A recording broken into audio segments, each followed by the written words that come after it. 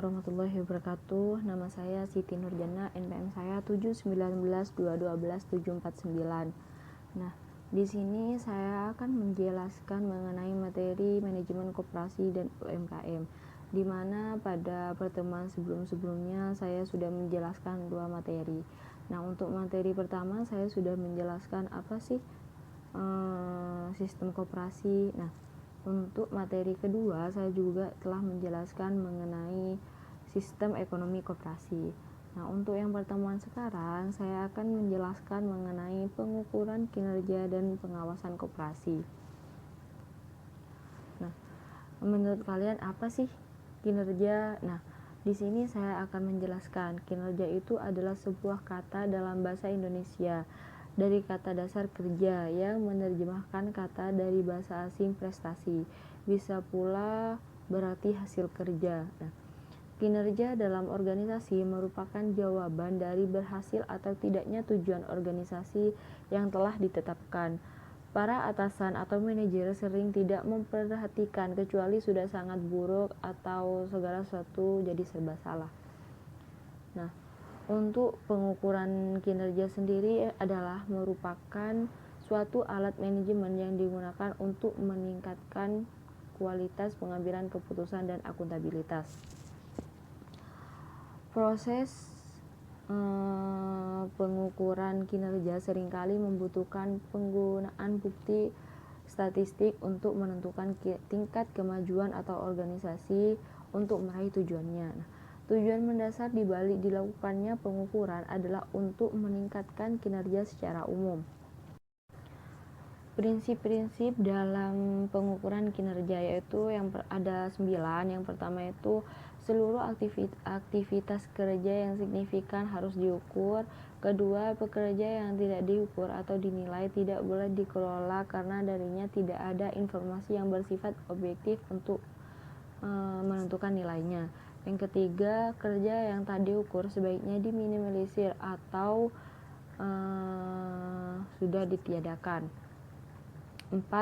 Keluaran kinerja yang diharapkan harus ditetapkan untuk seluruh kerja yang diukur. 5. Hasil keluaran menyediakan dasar untuk menentukan akuntabilitas hasil alih sekedar mengetahui tingkat usaha.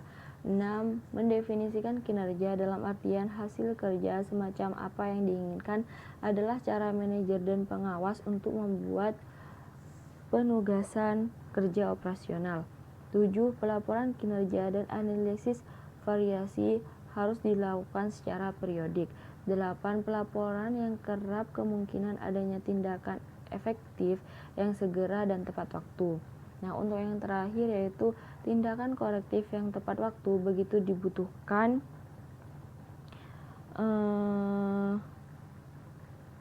untuk manajemen kendali.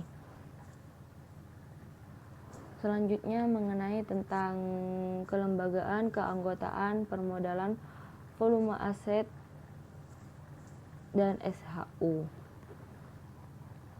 Di mana secara garis besar lembaga koperasi merupakan sebuah lembaga keuangan yang berasaskan kekeluargaan dan bergotong royong, dan tujuannya tak lain untuk meningkatkan taraf ekonomi anggotanya dan masyarakat sekitar. Nah, kelembagaan.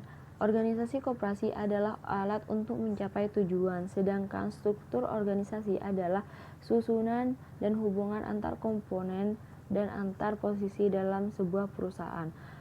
Struktur organisasi mencerminkan hierarki organisasi dan struktur wewenang serta garis koordinasi dan tanggung jawab.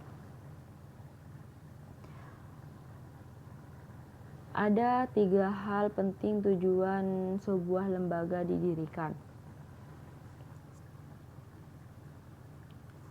Yang pertama yaitu memaksimalkan keuntungan. Sebuah lembaga harus mampu memaksimalkan keuntungan yang dapat untuk meningkatkan kualitasnya, anggota maupun sekitarnya.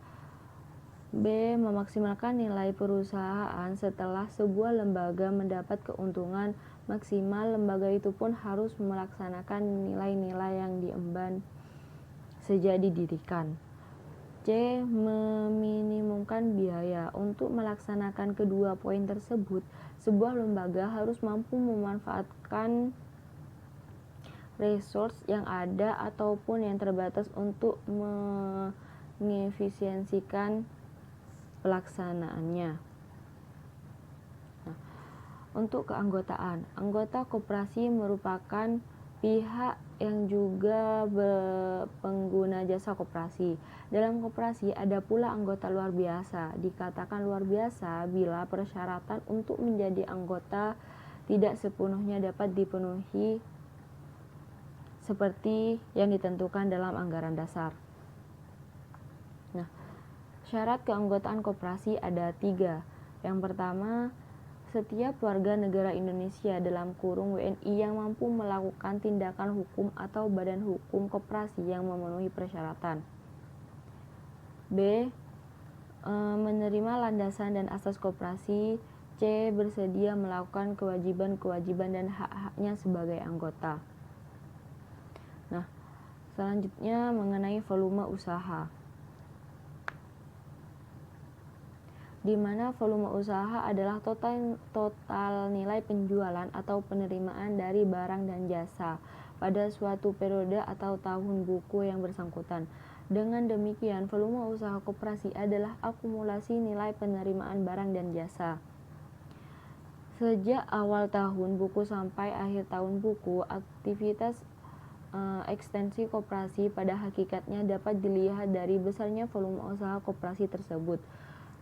Kegiatan atau usaha yang dilakukan oleh koperasi bisa diberikan manfaat yang sebesar-besarnya, terutama bagi anggota koperasi dan masyarakat pada umumnya. Permodalan. Permodalan memiliki 2 hal. Yang pertama, modal jangka panjang, dan yang kedua, modal jangka pendek. Di mana untuk modal jangka panjang diperlukan untuk menyediakan fasilitas fisik bagi koperasi, seperti untuk pengembalian gedung, mesin-mesin, dan kendaraan-kendaraan yang diperlukan oleh koperasi. Nah, untuk modal jangka pendek diperlukan oleh koperasi untuk membiayai kegiatan operasional koperasi seperti gaji, pembelian bahan baku, pembayaran pajak dan asuransi, biaya penelitian, dan lain sebagainya. Sumber permodalan berasal dari modal pribadi dan modal pinjaman yang telah dijelaskan di pertemuan yang lalu. Selanjutnya mengenai tentang aset. Nah, aset sebagai penggerak ekonomi rakyat dan sebagaimana sokoguru perekonomian nasional, koperasi sering mendapat hubungan berbagai pihak dalam bentuk bantuan atau sumbangan barang modal untuk menjalankan usahanya. Barang modal tersebut dapat diakui sebagai aset tetap milik koperasi, walaupun aset tetap tersebut tidak dapat dijual untuk menutup risiko kerugian. Dalam aset tetap tersebut tidak dapat menutup risiko kerugian sebagaimana dipersyaratkan oleh penyumbangan atau ditetapkan dalam perjanjian (akta penerimaan sumbangan), maka aset tetap tersebut dikelompokkan dalam aset lain-lain. Sifat pembatasan aset tetap disajikan dalam catatan laporan keuangan. Nah, aset-aset yang dikelola koperasi tetapi tidak memiliki koperasi tidak diakui sebagai aset dan harus dijelaskan dalam catatan atas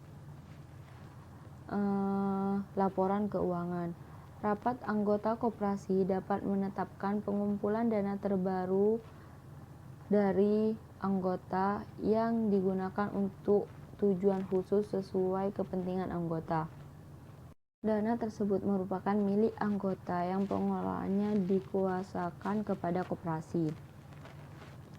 Nah, misalnya dana pemeliharaan jalan dan peremajaan kebun pada koperasi perkebunan kelapa sawit. Dana tersebut tidak diakui sebagai aset koperasi, namun sebagai pengelola koperasi harus membuat pertanggungjawaban tersendiri atas keberadaan dana tersebut, harus dijelaskan dalam catatan atas laporan keuangan. Nah, sisa hasil usaha (SHU). Istilah sisa hasil usaha atau SHU dalam organisasi badan usaha koperasi dapat dipandang dari 2 sisi. Sisi yang pertama yaitu SHU ditentukan dari cara menghitungnya, yaitu seperti yang disebut di dalam pasal 45 ayat 1 Undang-Undang Perkoperasian, sehingga SHU adalah merupakan laba atau keuntungan yang diperoleh dari menjalankan usaha sebagaimana layanan sebuah perusahaan bukan koperasi. Dari sisi yang kedua, sebagai badan usaha yang mempunyai karakteristik dan nilai-nilai tersendiri, maka sebutan sisa hasil usaha merupakan makna yang berbeda dengan keuntungan atau laba dari badan usaha bukan koperasi. Bentuk kontribusi anggota terhadap kebutuhan pembiayaan koperasi terdiri dari A. Partisipasi bruto, yaitu partisipasi anggota terhadap seluruh biaya yang dikeluarkan oleh koperasi dalam rangka memberikan pelayanan. Partisipasi bruto dihitung dari harga pelayanan yang diterima atau dibayarkan oleh anggota. B. Partisipasi neto, yaitu partisipasi anggota terhadap biaya-biaya di tingkat organisasi koperasi dalam rangka menjalankan fungsi-fungsi sebagai memegang mandat anggota. Selanjutnya mengenai metode pengawasan koperasi. Metode pengawasan secara garis besar, pengawasan dapat dibagi menjadi dua, yaitu metode pengawasan kualitatif dan metode pengawasan kuantitatif. Untuk metode pengawasan kualitatif dilakukan oleh manajer untuk menjaga performance organisasi secara keseluruhan, sikap serta performance karyawan. Sedangkan metode pengawasan kuantitatif dilakukan dengan menggunakan data. Biasanya digunakan untuk mengawasi kuantitas maupun kualitas produk. Ada beberapa cara yang bisa digunakan untuk mengadakan pengawasan kuantitatif, antara lain dengan menggunakan anggaran, mengadakan auditing, analisis break-even, analisis rasio, dan sebagainya. Mungkin hanya itu penjelasan dari saya. Kurang lebihnya mohon maaf dan see you di next video. Wassalamualaikum warahmatullahi wabarakatuh.